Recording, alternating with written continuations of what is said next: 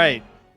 The bar is open, and I think it looks like a new location. I am in my house. I am in the normal space that I normally podcast in, and it's not a green screen behind me, but whatever everyone has been seeing for the past few months of construction is completed. My library is done, and here we go. You can see part of it. This is the only part that matches.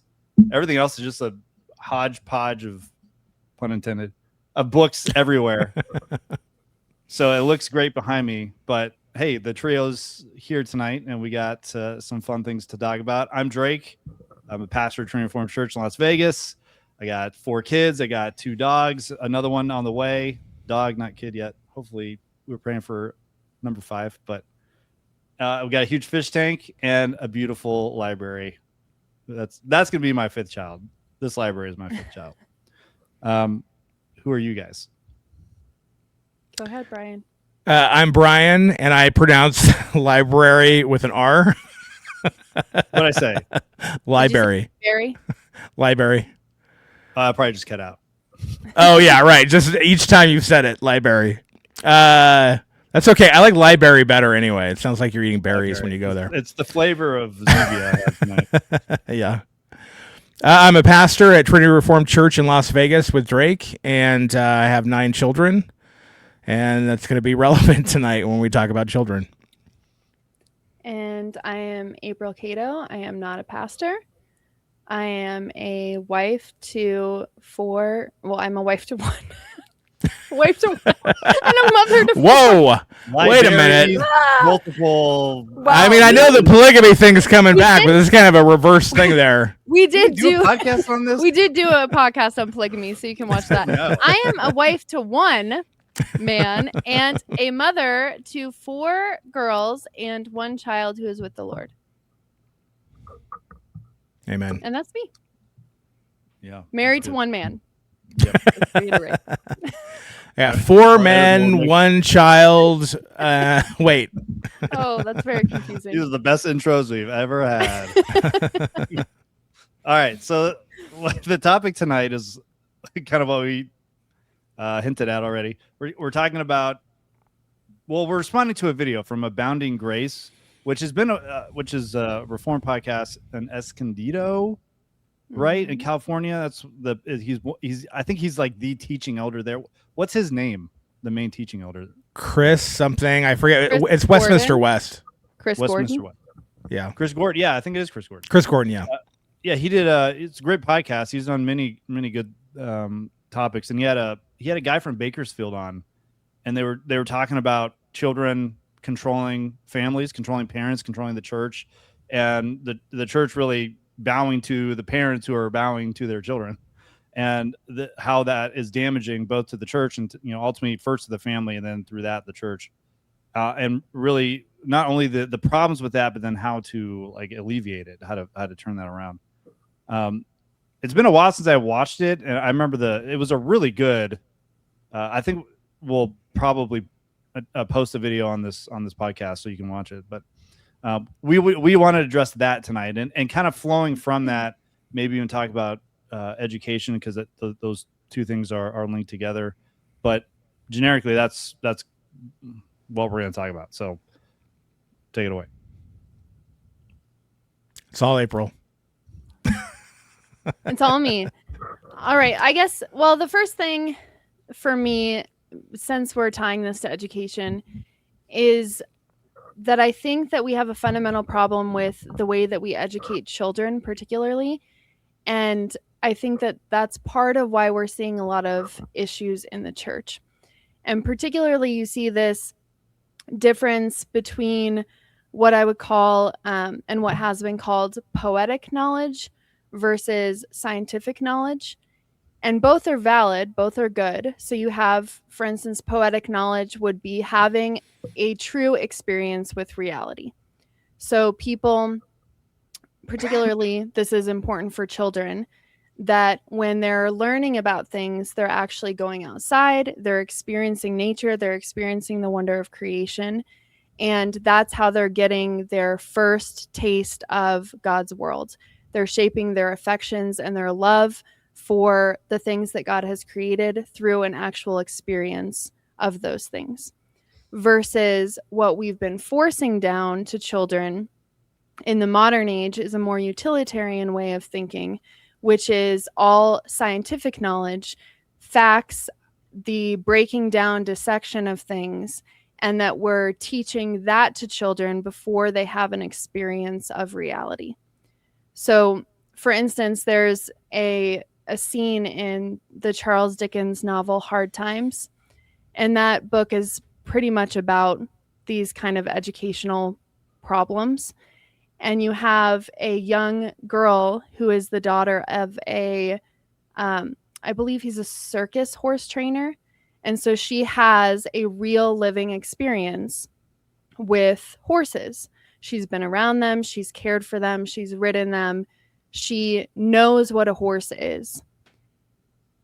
Contrasted to that, you have her schoolmaster who is asking, okay, what is a horse? And so this little girl, she starts talking about her experiences with this horse, right? Her real experiences with a real horse. And she, instead of, oh, okay, this is what a horse is, he undermines what she's saying and treats her as if she's ignorant, because she isn't giving the standard analytical definition of a horse, quadruped and 40 teeth and whatever else. And how does this connect to the church? I think the problem is that you have created a lot of little children and immature Christians who have a lot of knowledge about things, but they have no real experience of things. And so they have this kind of inflated sense of almost the illusion of knowledge that then they try to dictate over everyone else, versus a humbling of reality itself. It's like a Goodwill Hunting problem. Mm-hmm. Yes. There, I think there's also included in this as was information is given to us as like it's democratic. Like everyone has this equal playing field with knowledge, and all that you need to do is give somebody knowledge, and then they're able to, in their faculties, everyone can do this, able to come to some kind of clear judgment about it, and everyone's judgment about it is valid in some way. And that's not how information was viewed like throughout history. Mm-hmm. Christ even makes the statements in parables, like I speak in parables so they seeing they do not see, and hearing they do not hear. Like there is a way to veil information because it's not viable or accessible to everyone in the same way, where I just need to hear it and I can make some, through some kind of a rigor, come to some objective conclusion about it. But we teach everyone that they can. Mm-hmm. And we teach everyone that they can very young. We teach children that they can do this very young. And part of that, it builds this idea that, well, then the children become the ones that actually have true knowledge, and the parents actually start acquiescing to their kids because they're like, well, maybe they do. Who's for me to say that they actually don't understand these things that they're seeing, the things that their teachers are telling them, or maybe even if you're homeschooling that you're telling them.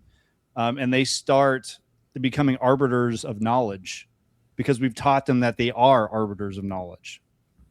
Well, and that's really the big issue is, like, I'm going to make people angry here. But if you look at, for instance, like the classical conversations model, which is really more of like a neoclassical way of educating, it's not in keeping with actually traditional classical education. And what is produced from these types of, quote, classical, neoclassical models of education is a lot of insufferable know-it-alls. And I've seen these kids in church where they've been fed a lot of information and they haven't been educated in a way that is everyone has been educated in a way that's forming them spiritually, but it's not forming them in a way that is to their good spiritual formation. and it's malforming them to believe that they have a lot of insight and an analytical know-how that they are not equipped for as children. And then they come into the church and it's like, oh, look at, little James, he's so precocious. But really, he is a little tyrant and wants to lord over all the information, the facts that he's learned, over everyone else, because the facts have no grounding. There's no humbling of the actual nature of reality is humbling to you. But when you're just fed facts without that grounding, it gives you this overinflated sense of self. And then you come into the church and you start dictating things to everyone. So the posture that's being created in these modes of education is counter to the posture that we want created in children in church. Well, I think it also leads to it could be, the chicken and the egg thing, I don't know, but evangelicals view Christianity primarily as you pray a prayer, you have this knowledge that Jesus died for you, and you believe that knowledge. Yep. And that's pretty much where you become a Christian to evangelicals. And so where they look for in a church is they want their kids to have that knowledge given to them and accept that knowledge. And so they look for churches to where they'll entertain their kids in a particular way so that they can give them that knowledge, rather than looking for a church that will form their character in holiness and frankly not maybe entertain them, not actually give them what they want, not maybe have a youth group or whatever it may be, but actually just give them the word of God that may bore them, but actually would form their character through community, through acts of love, and all of that as you're learning the word through prayer, all that sort of thing. It's really like, well, I want my kids to be saved, and the way that you're saved is by learning this knowledge and accepting it. And so it just becomes, well, all I need then out of the church is I just need a church that's going to convince my kids of this knowledge, and that's all the church is good for. It's not a place where you're formed in holiness, because the parents themselves don't view church that way. They don't view Christianity that way. It's because none of us view knowledge that way, because we live in the age of utilitarian box checking. That's what we think education is. And we miss the crucial piece is that education is about relationships, a relationship with the world around you, relationships with people around you, your relationship ultimately with God. That is what education is about. It's about an embodied education, that you have relationships that outflow with other people. And we've turned it all into how efficient can I be? Worksheet. How much knowledge can I spew out on my Scantrons? That's what we've prioritized. And so then we shouldn't be surprised when we have kids or evangelicals who say, I just want to check these boxes of the knowledge that I understand, because that's what they think knowledge is. That's what they think education is, versus a classic idea of education was that it was about your relationships with other people. And in terms of the church and sanctification, that is more about the works of love that you're doing towards one another. And how can you learn to act those out? How can you learn to interact with the world around you in a way that's honoring to God? That is true education. Yeah.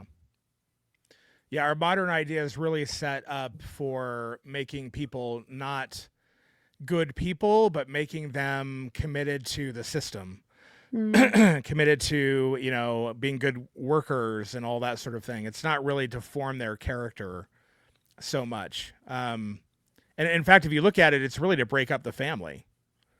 That's why you send your kids off to school in our modern system, because it's the idea is that they want your loyalty to the system, not to your family. That's what every cult does. They have to break your family from you in order for you to bind to them or whatever. And so that's ultimately the goal. So the goal then is to teach people not how to think and not how to be good people, but rather to think in accordance with whatever the narrative is of the system. And then you get Christian education just kind of being, frankly, a modified version of that with, frankly, almost the same goal. I don't. It's interesting. The frame education is like in teleology, in the, like terms of teleology, like it has a story and it has a. We talk about goals and endpoints, but education is formative to an end point, right? So, um, in our secular world or the Enlightenment world, that story is to make our life easier, right? So, you need more time to do the things you want to do. So educate yourself so you don't have to do the hard work and actually build relationships, as April pointed out, or actually train your form your mind into actually building meaningful relationships with one another, grounded in someone who actually is above you, that actually has all knowledge, which is the one that created you.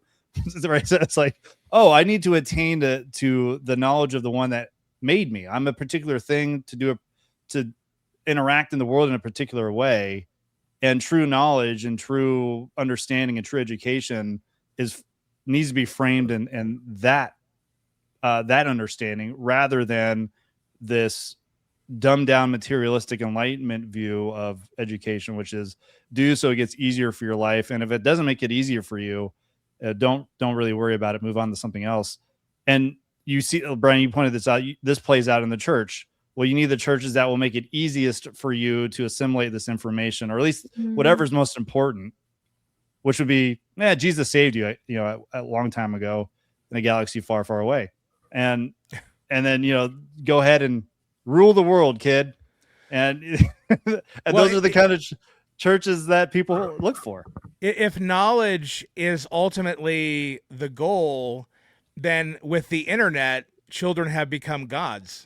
Yes. And so ultimately, this is why parents follow children, because they know more things than we do. They're more into the culture. They know what's happening. They know the vibes because they're on the internet. They have more knowledge than we do. And there's a lack of wisdom and understanding toward this, and in just the basic understanding of knowledge actually puffs up and corrupts when it is absent of character. And so absent of love, absent of holiness, knowledge is a dangerous thing. The devil is filled with knowledge. He has more knowledge than probably anyone else on the planet or whatever in terms of the creature. But the problem then is that you get parents then thinking their kids know more, and therefore they want their kids' advice. They start listening to their kids. We had a pastor who used to quote his son more than he quoted elders or anything, because his son was just, his son knew where it was at. And it's not like the quotes were bad. It was just a matter of like, why are you listening to your son as though he's an elder and ignoring the elders? Like, it's this sort of idea that the youth really know, they really get it, and the older people don't. It's kind of the attitude you have as a teenager, right? Your parents just don't understand, and you do. But this leads then to a corruption in how you choose church, what you wrap your life around. When the number one thing you need to teach your kids is that you're not the center of the universe. I, who represent God, am the center. Now, ultimately, you want to teach them that God's the center, but you as the parent represent God, which means the kid follows your decisions. You don't follow his. The kid follows your advice. That's what Proverbs says, not the opposite. The very idea, I said I was going to be real quick in relating this to parenting in general. Parents will leave a church early if their kids are crying or the kids are doing something, or a fellowship early because, the kids are tired, or we can't go with you to this place because we can't stay out late because we have to get the kids in bed. They have a specific time. It's like what you are doing is relating to your children that the world and you are wrapped around them. Like, I encourage parents, like, stay out late a few nights. And I'm not saying every night or anything, but a few nights, and have your kids with you, and only go back when you choose, to try to relate to your children that they will schedule their time and their life around your time and your life, not vice versa. Because remember, you are a representative of God. What you end up teaching them is that God's wrapped around our lives. He's joining our story. And God is convenient for me when I want him in my life, but when he's not, then I'll kind of forget about him, push him out. And it's like, no.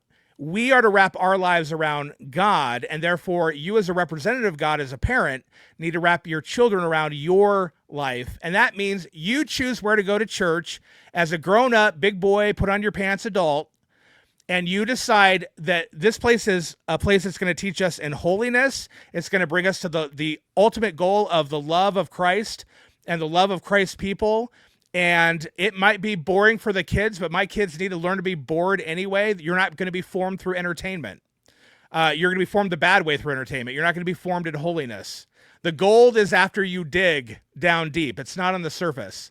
So I've got to go to that kind of church, and the parents need to make that decision, and the kids follow. And if you don't parent that way, the kids aren't going to follow you to church, because you parented them to let them know they have their own lives and you should be following them, not vice versa. So you've given them a completely different message that now you're telling them, oh, hey, no, but you need to go to the church that I'm telling you. It's like, it doesn't work. So what do we see? We see parents just compromising and going to churches that they should be even going to because they entertain their kids, which will never bring them to a real Christianity at all. Yeah, I think a few things.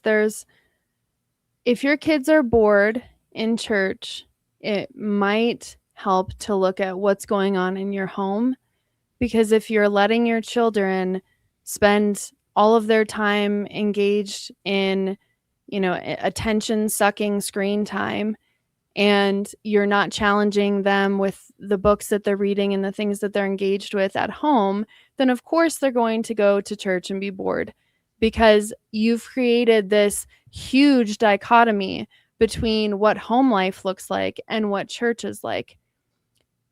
Family worship is a great place to build up their stamina for, sitting and building patience for things in church. So the problem goes beyond just, oh, my kids are bored at church. It's also that you as the parent have created a culture where your kids can't have the attention span that they need to, because you're engaging them in things that are not fruitful in their time at home. I'm sorry, April, I zoned out. I didn't catch anything. I was thinking about the latest Ryan Trahan video. Hey, I think so. A couple other things I was thinking while you were talking about this. So a lot of this is the posture that we have towards those who are above us, right? The elders that we have above us. There was a program that they had at the University of Kansas, and it was called the Integrated Humanities Program. And there were 3 different professors who were in charge of that program. One of them, his name is John Senior. He was Roman Catholic. So obviously I'm not saying, oh, I agree with every single thing he's ever said. There are some diehard John Senior fans out there. But in this program, they realized that a lot of the college students that were coming in were ill-equipped for the great books. They just did not have the moral foundation or the understanding or the framework to be able to understand these things. And so they thought, okay, we're going to start back, as if they're children, and we're going to try to teach them what the children should have learned so that they can get to this place. And one of the things that they did is the 3 professors would sit on stage and they would just have long, drawn out conversations with one another, impromptu conversations about whatever topic. They were unscripted. And they would tell the students that we want you to sit and listen. We don't want you taking notes. We want you to just listen to what is being said. And recently, when I was talking to someone at church who is a elementary school teacher, she told me that the standard for kindergartners is that they should be able to read something and write a 5-sentence opinion about what they have read. To which I said, a kindergartner should not have an opinion on anything that they read. Yeah. Because you've skipped a step. And this is the issue, is that we've jumped from narration. Can you listen to what's listen or read what has been said to you and tell it back in your own words without your opinion, without your analysis? Can you just tell back what you heard before we jump to analysis? And if we had this more in the church, where you had people who are younger, children looking to their parents and trying to repeat back, what did my parents say to me? Or what did my elder say to me? Or what did, this wiser woman or wiser man in the church, what did they say to me? Can I repeat this back without my opinion, without my analysis? That would be a good place for us to start in education, to try to reframe the posture of the child to those who are above him or her.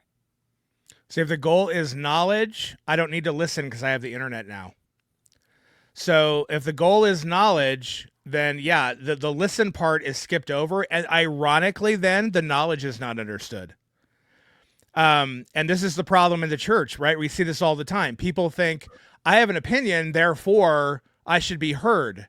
And my opinion's valid because this is what I think off of my, little bit of study. I've run into this a long time. Like, I've studied the Bible over 30 years. People who have thought about an issue for a day or two or a month or just a short time think that that's comparable to constant exegetical, biblical, and theological training and work for 30 years, that's comparable. Because why? Well, any knowledge you have, I can just get from the internet, even though I may not understand that knowledge. And I formed an opinion, and I'm a child of God too. And how dare you say that I don't know what you know, because I'm a child of God, as though, somehow through osmosis, we all will come to the truth or something. But this is the problem, is that people assume knowledge is the goal. Therefore, what is really, I've heard people say this, what is the pastor really for? Well, it used to be that he delivered the knowledge of the word of God to you, but now he's really just there to kind of comfort you in hard times and be a buddy and a pal to you. And that's what essentially, even though they don't articulate it, most people are looking for in a pastor, because they assume the knowledge they can get somewhere else. I tend to view education and knowledge as like an inheritance. And if we were to parallel preparing our children to receive their inheritance, like material things with knowledge and education alongside of that, you would never let your kid make the decision to buy this car. Well, some parents might actually do this. Should we buy this car, kid? Should we do this? Should I invest in this stock, kid? No one's going to go to most people aren't going to go to their kids for financial advice yet, because they know they don't have the experience. They don't have the material know-how to really compare. They don't even know what a company is. They don't know what investments are, anything like that. But a lot of parents train their kids into one day being able to take over the finances and do that thing. And there is a moment in which the parents do say, "Okay, kid, you are now at the point where I can give you my things, give you the things that I've kept safe for you, and you can now take care of them and then make them flourish and continue on." In education, though, we give the inheritance to the kids, as April pointed out in the story there, as a kindergartner. Start exercising your inheritance now, kid. But we don't see that. We have to actually train them to inherit knowledge in the same way, like an inheritance. They have to actually be able to have a good framework to take that and actually be fruitful with it instead of squander it, or not be comparing it to like finances, being financially illiterate when they leave the house, and they got the Dave Ramsey guy doing his YouTube channels asking how much debt they're in. They're like, "Well, I got 5 cars and I go to Disneyland every summer." It's like that educationally. But all the people in debt think they're rich, right? Because they have they can still do all these things. And it's like there's this debt, there's this knowledge debt too, where it's we call it the Dunning-Kruger effect. There's so many avenues where there's clearly a deficiency in how to think and what knowledge is. Because like you said, Brian, well, I can just objectively take what you have taught yourself over 30 years, because I can just open a book and the information is the information.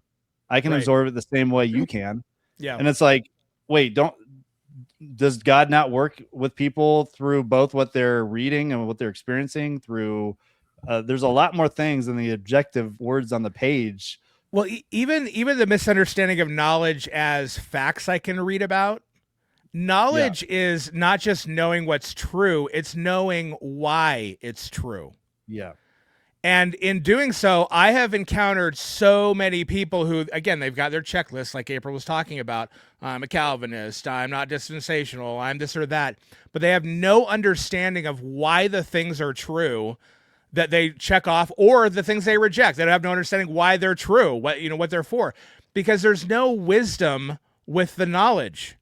It's just raw facts, or not even raw facts. It's raw propositions that you don't even know are true or false because you don't know why they're true or false. Right. This is a quadruped. It has 40 teeth. This is the problem, is that Christianity, Reformed people, listen up. Christianity is not just a bunch of knowledge that you have that you can spew out.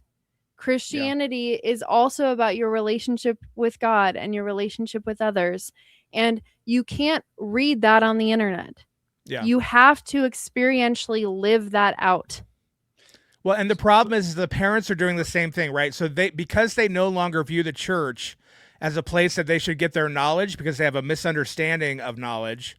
I would argue only the church really has the knowledge and wisdom that comes along with it, and understanding knowledge, or at least it should, to where you can really only get it there. But instead they think, well, I can just educate my kids myself because I already know what's true. So what I need the church for is to get my kids married or to make friends. It's a social club, and so that's why people come to church. Are like, hey, how's your youth group?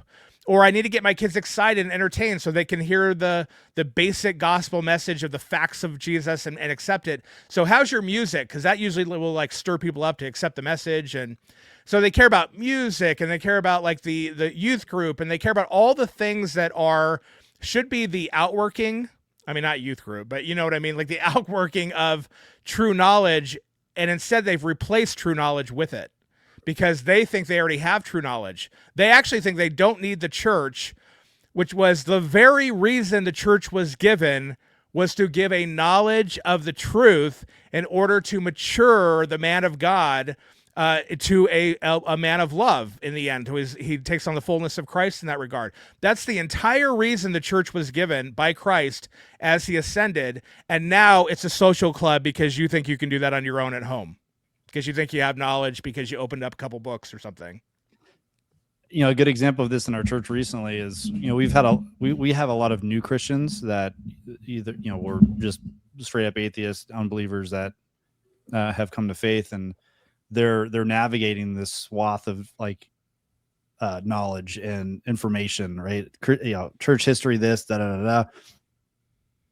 And many of these young men are looking into Eastern Orthodoxy and Roman Catholicism, and one of the questions I ask them all the time is, if you don't know why you're a Protestant, if you just know the Protestant doctrine, but if you don't know why you're a Protestant, you won't stay one. Yeah, you won't stay one. And a lot of our young men are thinking like, yeah, that's a good point. I need to know why I'm here right now, because again, the church is helping me think not only about just doctrine period, but why is God doing these things? Why is this church actually part of the universal church? And, we're not cut off from Christ's church or anything like that. And these are things that I think before they've never been pressed on, because again, our culture just says you just need to learn the check boxes, right? The information, and that's enough. And you'll get there eventually. Whatever goals you have at the end, you'll get there eventually. You just have to, find your own way. But then they just trip over everything and end up like beating themselves up for no reason. Yeah. And it's really damaging. Well, and if I'm not mistaken, I believe that and Drake can correct me, but school comes from skole, right? The Greek skole. The term school. The term skole? I think school comes from skole. Like when we say school, you're going to go to school. Skole means darkness. Yeah, I don't think it's skole. Yeah.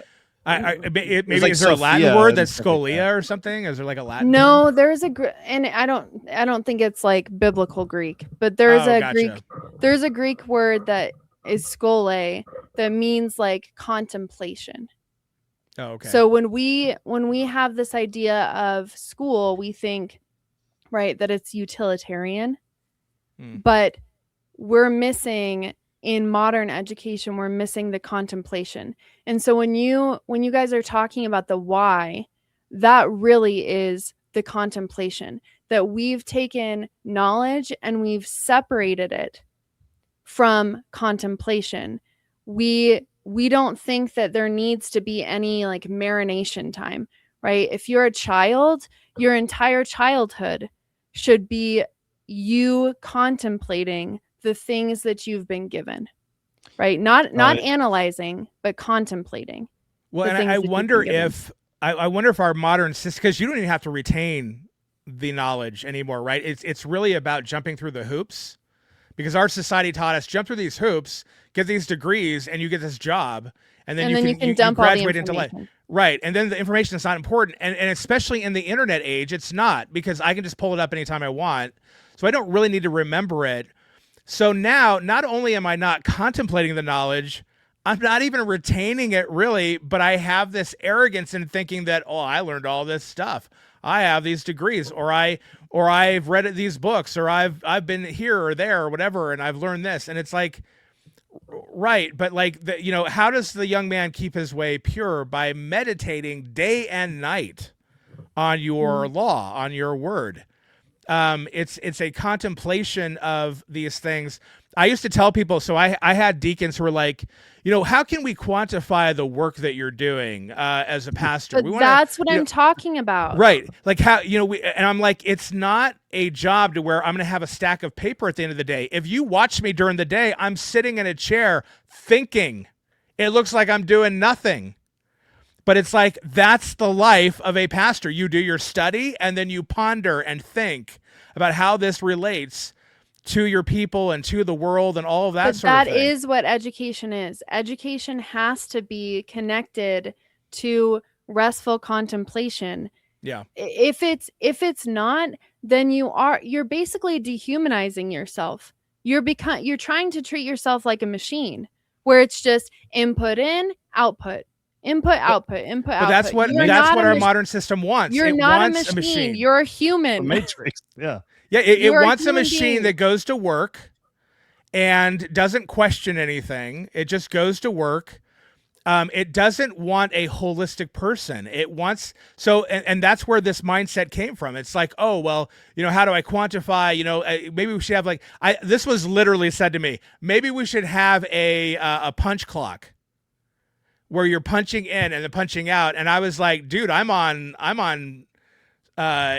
always on call 24/7. I don't have a punch clock going on. Like, I'm literally, I thought about that verse. Punch in, punch right. out. Right. It's just, but it's that sort of thinking that like you've been brainwashed by a cult. I've come out of that cult. I'm no longer brainwashed that way. But you think I'm lazy and not doing a good job because your schooling has taught you it's lazy to sit and contemplate.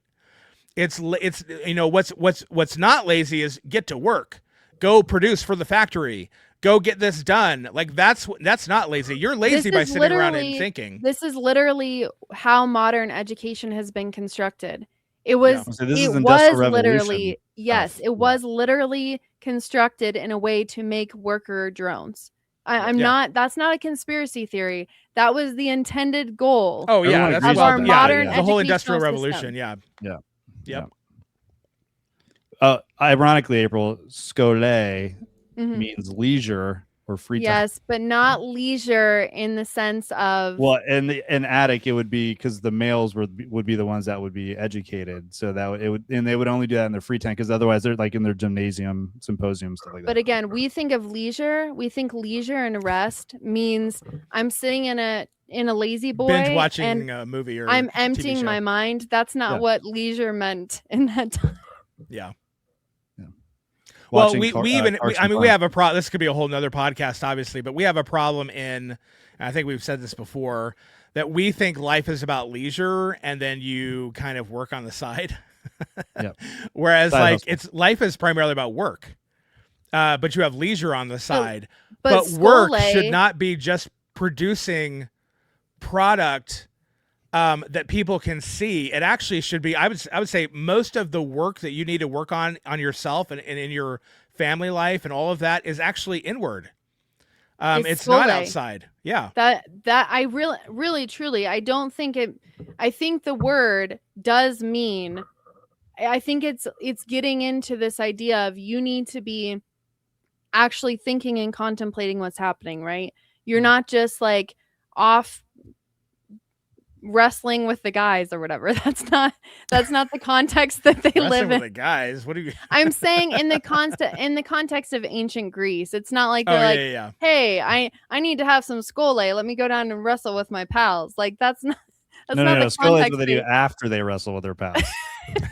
That's what it is. That's not the context that they live in, where it's just like I'm trying to look for any avenue to empty my mind.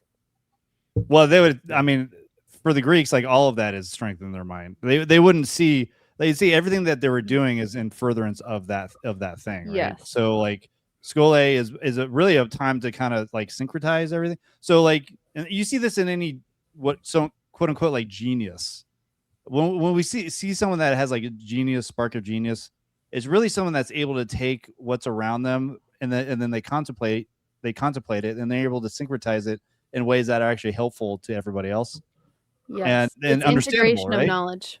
Yeah, right. So, and that's what IQ is based on. Can you take complex things, combine it, and then make it a intelligible product for people to improve yourself, understanding all that stuff. Well, it does give me a little bit of compassion for people, even though we've trained people to be arrogant, because if I were to see through their eyes, what they're seeing is a question and then a multiple answer. Is it A? Is it B? Is it C? Is it D? And they have no idea which one, so they're just picking one, whatever one resonates, whatever one is connected to their tradition, whatever one sounds best to them or whatever, because they have no understanding of the knowledge. So they don't actually see. What I really want to say to people is that not everyone actually does that. Some people understand knowledge to the point where they're like, oh, it's C. Not because I like C, not because it resonates with me, not because it's my tradition, but because I understand the knowledge that this question is asking for, and I understand the knowledge and why that's true and why the other ones are not true. Therefore, it has to be C. And that means it's C, not just for me, it's C for everybody. So all these arrogant people who read the question that way are now going to see anyone who actually understands knowledge as arrogant, because they're now saying, no, it's C for you too, not just me. The answer is C, period. And they're like, well, how dare you? I just picked randomly, because that's the way knowledge works. And it's like, no, it doesn't. Knowledge can be understood holistically. If you look at Proverbs, it's not just knowledge, right? It's knowledge, wisdom, and understanding. You have those three elements there. And the word for understanding is actually the word for skill. So you guys were talking about integration and learning how to like integrate it into real life. Like, how does it fit? How does everything connect? Wisdom is obviously the actual understanding of why knowledge is true in the first place and all that sort of thing. But they're all connected. You can't divorce them and then say, well, I have knowledge. It's like, no, either you have all three or you don't have knowledge yet. And maybe it's time to be quiet and listen to those who do. There's another aspect of this, like in Proverbs, where when it's talking about wisdom, like she is the one who builds the house up high on the 7 pillars and then goes to the highest place and then cries out, hey, anyone that, wants to be full and filled, come to my house. Right. And then there's the people that are like, actually, I'd rather steal the bread and, go like take water. Right. And they run down the alleyway and they end up finding all the other dead people there. There is an aspect that some people don't want knowledge. Right. They don't want it. And it allows for immorality. It allows for freedom to be immoral. That's what it does. That's what it does. And that's the point of Proverbs. The Proverbs is whenever they talk about the wicked, that man lacks understanding. It's like, why? Well, he lacks understanding, and that leads to his wickedness. His wickedness leads to the lack of understanding. What happens to the people who they want to live in debauchery in Romans 1? They suppress the truth in unrighteousness. Even though they know it, it's revealed to them. They know it. They suppress it because suppressing truth in this way, them, being willfully ignorant, allows them to do what they want. So this is why you get, well, I disagree. Well, in my view, in the way that I see it, well, in my opinion, I have a different opinion about that. It's like, who cares? What's true? What's right? How do you know that? Like, don't give me a bunch of opinions, because all you're telling me is I want to do and I want to believe what I want to do and what I want to believe. That doesn't tell me anything about you other than what I already knew, that you're rebellious and you want to live as your own Lord. I already knew that. The problem is we're having Christians now do this same thing in the church, and it is an epidemic. I don't know if the church in America will last just because of this very issue right here. Other than being a social club, it'll last, as that. And that's what it is. That's why the mega churches are thriving, because they're entertainment centers and social clubs. Not because, oh man, people are really into Christianity. No, they're not. They don't even know what Christianity is. They're going there because they're entertained and they meet other people that way. It's kind of sad that like even the understanding of knowledge or what it is and how to inculcate that in your children as Christians becomes a battleground. And it's like, why are we fighting over this? Isn't this like way downstream of the gospel and things that we should be agreeing on? So like April said, people are going to be mad at me for saying this. It's like, why are people mad? Like, are we this far down the stream that we're going to get mad for saying things that like the church would have been like, duh, like, 500,000 people are mad ago? because they love classical conversation. No, you know why? No, that's not why. You want to know why people will be mad? Because people, look, we've all experienced this. People are ticked when you tell them they're doing something wrong in raising their children. Yeah. Whenever you do that, they are That's super true. protective. That's true. And Proverbs and God's like, hey, you're fallen. Guess what? Even as a Christian, you have a sin nature and you're fallen, and you didn't immediately correct when you became a Christian. So guess what's going to happen? You're not going to be raising your kids correctly, period. Now I'm going to come in and I'm going to tell you how you should raise them. That's why you have Proverbs. That's why you have Genesis. That's why you have all these things. Because they're trying to train, like, you don't know how to raise children. You will teach them to be like you in your rebellion if you don't listen to what I'm saying. This is why Solomon's like, look, stop listening to the world and your friends and the way that things have been done, and incline your ear to your mom and your dad, to the authorities that God has put over you, so that you can learn properly and actually learn how to be a person in the world. But you tell a person they're not doing that correctly, and even Christians, I think Christians more so, frankly, because Christians have the attitude that, no, I'm a son of God. I'm a child of God. I know what I'm doing. And so how dare you tell me otherwise? And it's like, either you humble yourself and love your children and save them, or you be arrogant and think that you already have it down and destroy your children. I promise, this is what I always say. Wisdom is the greatest prophet. I don't need revelation from God if I have wisdom. I can tell what's going to happen to your children by the way you are raising them. I already know. It's a 100% prediction unless Christ somehow intervenes and turns them away from the way you've taught them. But he shouldn't have to do that. He should be working with the way you taught them, not against it. So all that to say is that I think that's why people are going to be mad. Well, Yeah. part of it too is that in the homeschool world and in Christian education in general, you have this idea, like, it's a hyper relativism. It's, well, whatever, as long as it's a Christian education, whatever Yeah. methodology is good for your family is good for your Yeah. family. And this methodology is good for my Right. family. And we think that all methodologies are made equal. They're not made equal. The reason that I'm calling out classical conversations particularly is because it's coming out of a movement that's based off of Dorothy Sayers' Lost Tools of Learning essay. And in that, she essentially says that we should take children's vices and we should use those vices to bolster their education. So, for example, these are the ideas that the neoclassical model is predicated on. She will say that, well, middle schoolers are just naturally very argumentative, right? So what should we do? We should teach them to debate, because we should take that argumentative nature that they have and we should channel that into debate. So now you've basically just handed a child who needs to be shepherded and guided and discipled to turn against that natural argumentative nature, you've handed that child a knife and you said, hey, let me show you how to wield that. Like, it's like, hey, this is not how you train children. This is wicked to take their vice and then to treat that as an opportunity for their education. And neoclassical education today is based off of that. So most of the programs that you see that say, oh, we're classical education, right? So-and-so classical, this classical, they're predicated on these ideas. Yeah, it's like taking a 3-year-old who wants to, like, he's playing with guns. It's like, that's not very effective. Here's a real gun. It's like, this is the problem, right? And what I want to say is, look, the way that the church, that the principles the churches run for you Reformed folk out there, are you applying those to the home?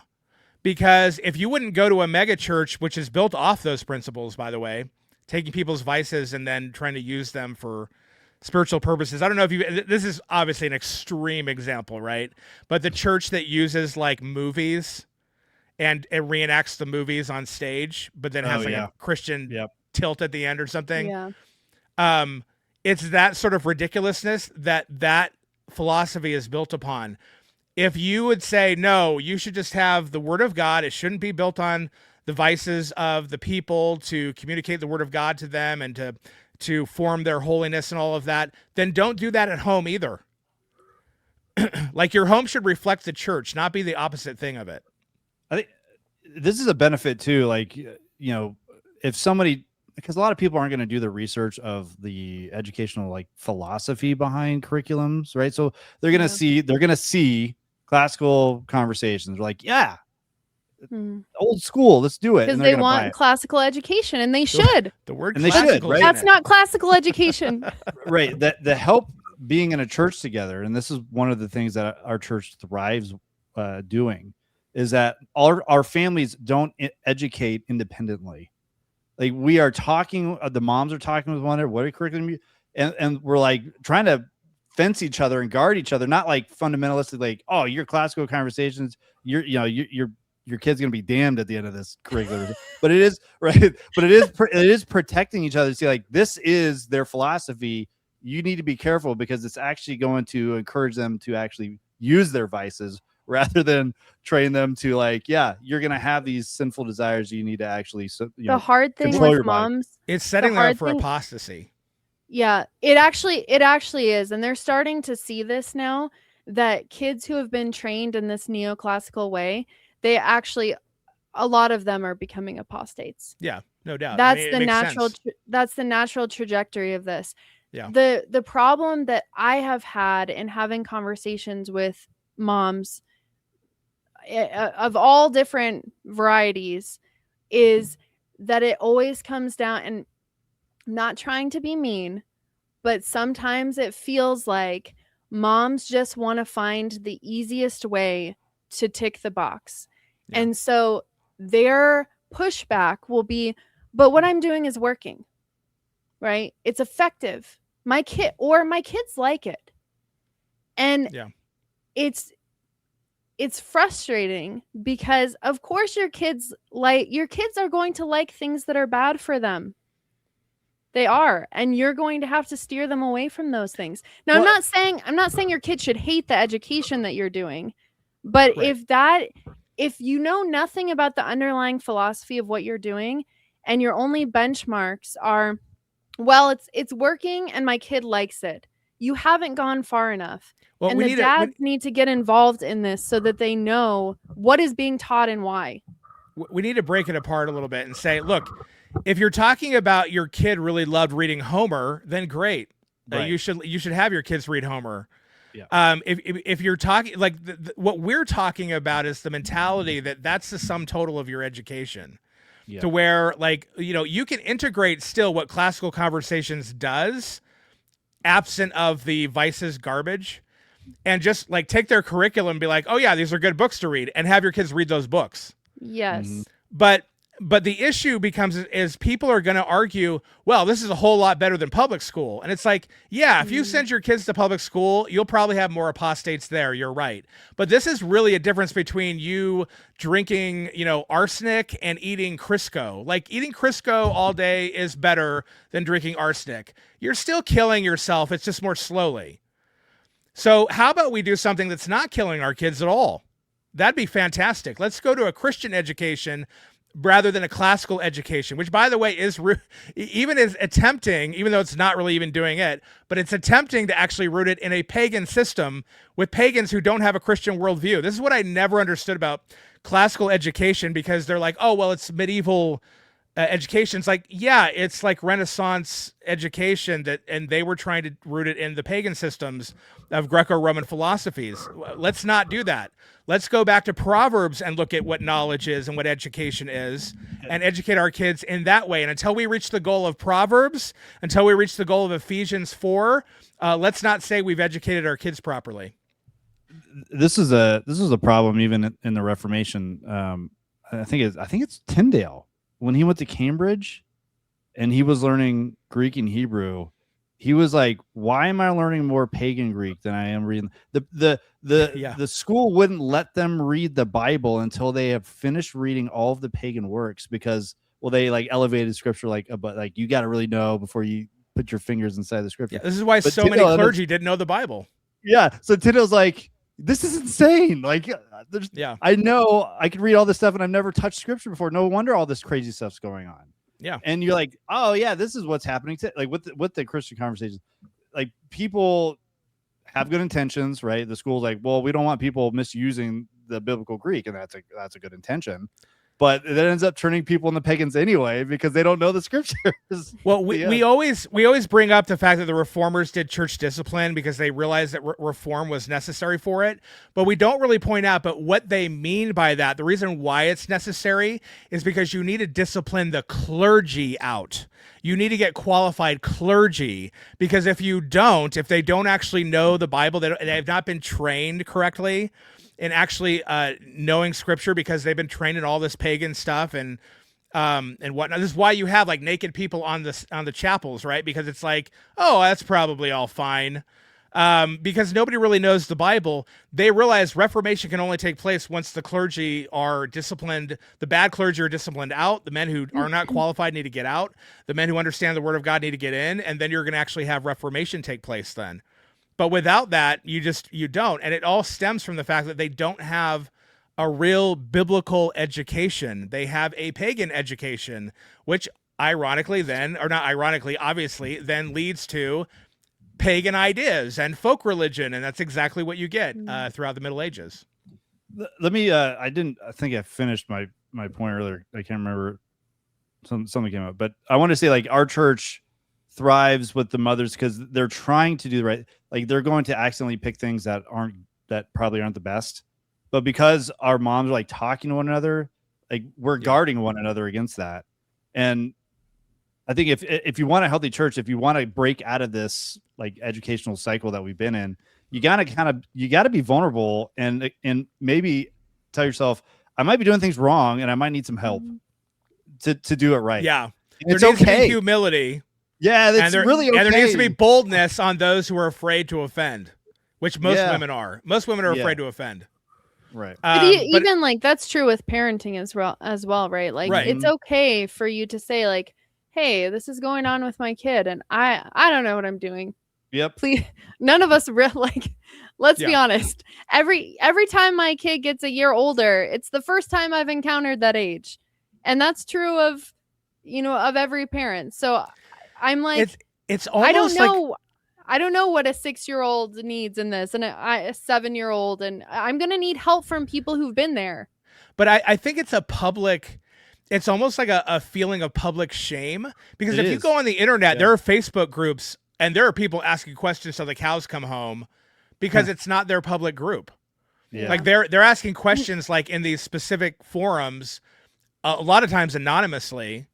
Yeah. Because they almost feel this shame. And it's like, who told you that you would know. Now, I agree. As a parent, you should have known, but that's the failure of your parents, and they're the failure of their parents. And I'm not saying everyone's just look. There's a lot of stuff that went on, and we had a rough go, and we had a lot of deception go on. Like, I'm not blaming or trying to point fingers, but ultimately, the parents need to realize we're in a deficit now of true knowledge and true wisdom and true understanding of how to raise children. The previous generations let that go, and because of that, we don't have it. So to just act like we do when we don't is doing nothing but harming your children. If you love your children, sacrifice yourself and your reputation and all of that to say, oh, you know what? Yeah, let me know if I'm not doing anything wrong. Now, I do want to caveat and say that doesn't mean people who are opinionated and don't have knowledge themselves should just nitpick and give people their opinions because that's the way they raise their kids. That's not what we want. We don't want your ideas of raising your kids either. We want the biblical ideas. So if you understand and know and have wisdom in the biblical understanding of education, then yes, go and help other people. If you don't, be quiet, please. Mm-hmm. Don't use what we're saying as, well, you know, I got to be bold and give you my opinion. It's like, yeah, no, you're actually suffering from the very thing we're talking about. You think you know something that you don't. Just because it worked, quote unquote. And I'm like, dude, a lot of things work that are evil. Don't use what works. Yeah. And this goes into a whole nother dovetail too, with the whole millennial Gen X versus boomer thing, right? Everyone said the boomers failed us, right? And everyone's like thrown off the boomer generation, and they're trying to reorganize and find true north again and how to actually do this stuff. But in that, like, the opinions have just become so loud.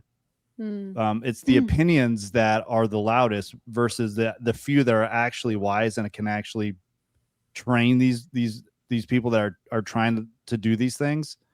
They're drowned out by the opinions, unfortunately. And especially in the church, like you got all these crazy people saying what should and shouldn't be done, and it's young men that aren't tested that are giving their opinions on what they think is good and what's not good. Yeah, and that's unfortunate as well. Well, I just say again, I think that the goal of parenting, the goal of all this education, the goal of the church, the goal of everything is to communicate God to people accurately in relationship with them. Like, that is the goal. And if you've done that as a parent, if you've done that as an educator, if you've done that as a church, you've done your job. Even if people rebel, even if people leave, even if people hate you, people always want to look for, you know what? My kids are doing well right now, and we have a good relationship, and therefore I must have done something right. And it's like, maybe you did something wrong, because if your kids are rebellious, but they have a good relationship with you, and they don't know God, that's a problem. So your whole job as a parent is not to stuff as much knowledge into your kid as possible. It is to communicate God to your kids, and it is to wrap your whole family and your whole church and your whole life around that representation so that your kids can have a good understanding of who God is. That's it. It's a really simple thing. It's not complicated. But if you're just going to pour them off onto someone else, and this is another issue I have with classical conversations, a lot of it is just giving your kids to someone else to educate them. Even though they're not leaving the house, it's through a computer a lot of times, or it's through like a larger group. It's like, I don't care, man. Most of it is the relational aspect of education. Your kids are to be bonded to you through this process, and not just bonded to you because you're a great person, but as you relate God accurately to them, they become bonded to you. And lo and behold, when they start learning about God, they're already bonded to God because they've learned about God through you. They don't have this visceral reaction where it's like, oh, that's not my God. He's totally different than my parent.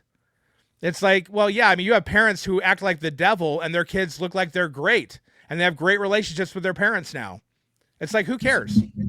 That's not good parenting. So we made all the classical conversation people mad, but let's make all the CRC people mad. This is the issue I have with Logos. I thought they're one and the same. Well, this is similar because Doug Wilson was a founding kind of a founding member is the wrong way of saying it, but he really pushed a lot of these neoclassical ideas in homeschooling in the 80s and 90s. He wrote a book that was based off of Dorothy Sayers' essay that was called something like, what was it? Recovering the Lost Tools of Learning, maybe, referencing her essay. So Logos is based off of the same. It's based off the same model as Classical Conversations. They're all a part of that neoclassical umbrella. But even if, I mean, I think there are a lot of good things about truly classical education. Pagan influence aside, right? There are things that are good that can be taken out of that. But even in that, like the homeschool group that I'm a part of, I will see people constantly talking about, oh, well, there's this great school in this great boarding school that I'm thinking about sending my teenage son to because, they just really have this method down. Yeah. Or they'll refer to their children as students. And both of these, you have the same issue. You have parents who don't realize that education is tied to the relationship with you. So the methodology doesn't matter. You can have a perfect quote methodology, but if it is disconnected from a relationship with you, then it's not a perfect methodology. Yeah. You can't have someone else implement your child's education on your behalf. And you shouldn't be calling your children students. Your children are your children. There shouldn't be this fragmentation of, all right, you're my student when it's 9 to 5 and we're doing homeschool, and now you're not my student. Right? This is the punch in, punch out thing. You're my student. You're not my student. That's not how parenting works. That's not how our relationship with our children should work. Well, and the teleology really does matter, because ultimately, like, if the goal is to communicate God through you, you're given that responsibility. By the way, that's a command. That's not my advice or opinion. That is a command. Mm-hmm. You are to train your children. You are. Not you give it to someone else to do it. You train them. And how do you train them? Well, through this relationship and whatnot. But if your goal is you really need to get down this piece of information and I'm getting frustrated, now I'm going to yell at you. Now I'm breaking a relationship because I think the goal is you learning this piece of information, rather than the goal is for me to communicate God accurately to you and for you to respond to me in a way that you should respond to God. And I learned this, I always mention how like I do like a woodworking project or something with the boys, or be, doing the fish tank or whatever, and always get upset, end up yelling at them or whatever. And it dawned on me at a period of time, it's like, wait a minute, the goal was not the fish tank. The goal was not the wood project. The goal was actually to bond with my kids, and I ruined it. And it was sort of like, don't do this. Like, your goal should be what I said, and that should be your only goal. That is because it's the command. If you want to do extra stuff on top of that, great, but see it as extra stuff. If you want to read Homer, that's fantastic, but you're not commanded to read Homer. But you are commanded to train up your children in a relationship with you, to convey God accurately to them day and night, from the time they wake up to the time they go to sleep. That's your job. Yeah, I mean, again, this is not something that modern people like to hear, but there are a lot of periods of time where people have been illiterate, and there were plenty of people who are illiterate who are much holier than we are. Yeah. It's okay. I'm not saying, oh, don't teach your kid to read, but we really have a bunch of hillbillies over there. They're like, yes, I don't have to do this. Unschooling. But again, keep the main thing the main thing. I fall into this all the time. I will yell at my kid because it's like the other day, my 4-year-old, and now there was a discipline component of this, because I know she knows how to count to 10 and she's refusing to do it. But instead of like, I'm getting angry with her about it, right? So instead of trying to build this relationship with her and trying to, okay, like, what's going on? Why are we struggling with this right now? I was like, I know you know how to do this. And I'm getting angry. And I'm breaking a relationship with her over counting to 10 on her fingers. Well, let me say, so if it's rebellion, That's a different different. story, right? It's different. Because Yeah. now it's but what is communicating God accurately? Getting Exactly. angry or not getting angry? I would actually get angry in that situation with rebellion.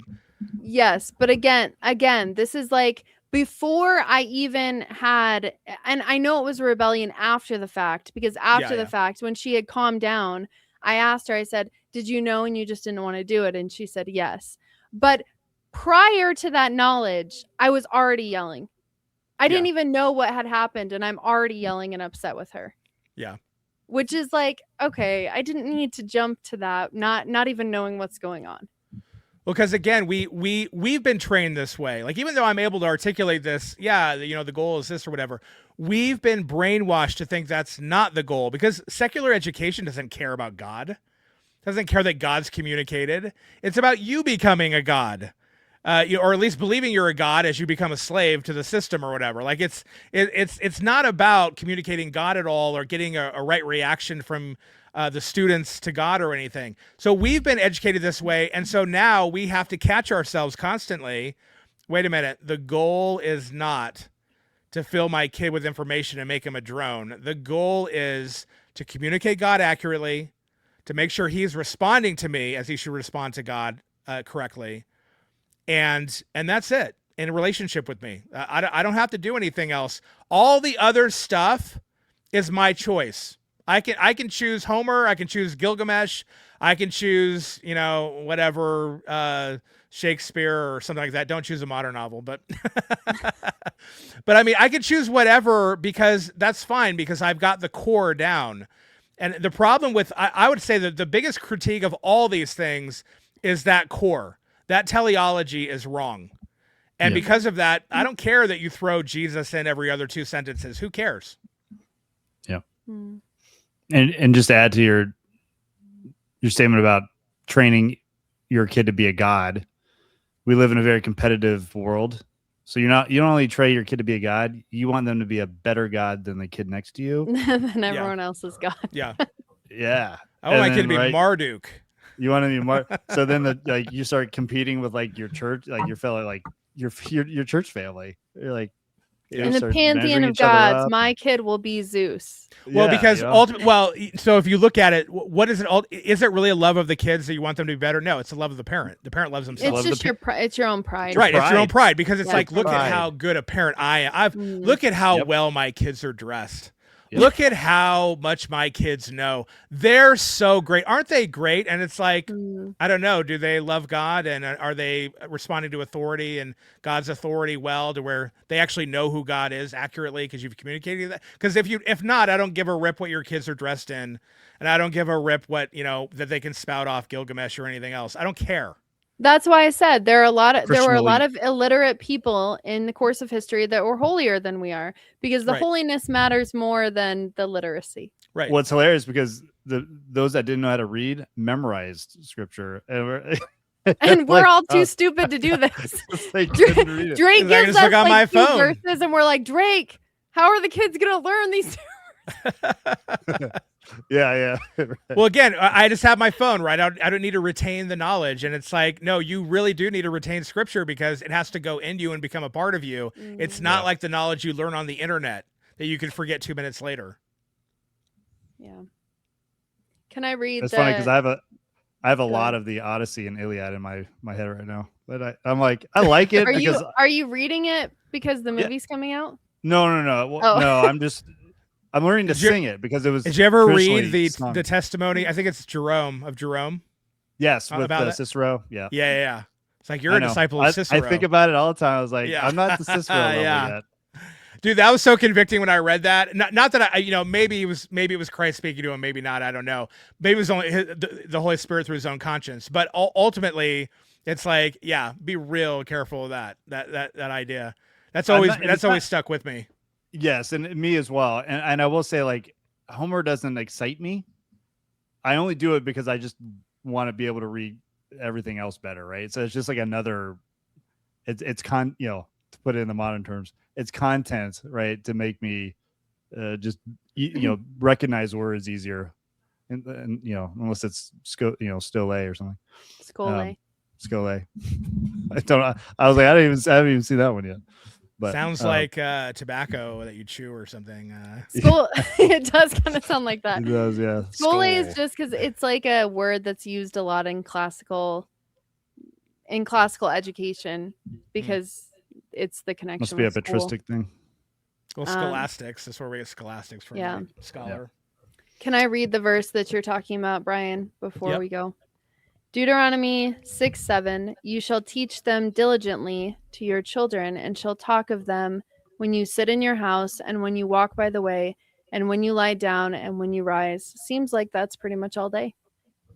Now read in Hebrew if you're really educated. And now you're gonna get I like don't know pharisaical any people like, okay, when I'm walking, all right, I'm gonna take a 5-minute walk and we'll talk about it, kids. And then Yeah. it's like, no, you missed the point. It's literally as your kids All are day. with you throughout the day, assuming that they are with you all day, by the way, that should be actually part of it. So they have to be with you in order for you to do this.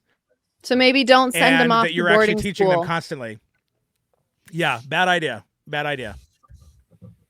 All right.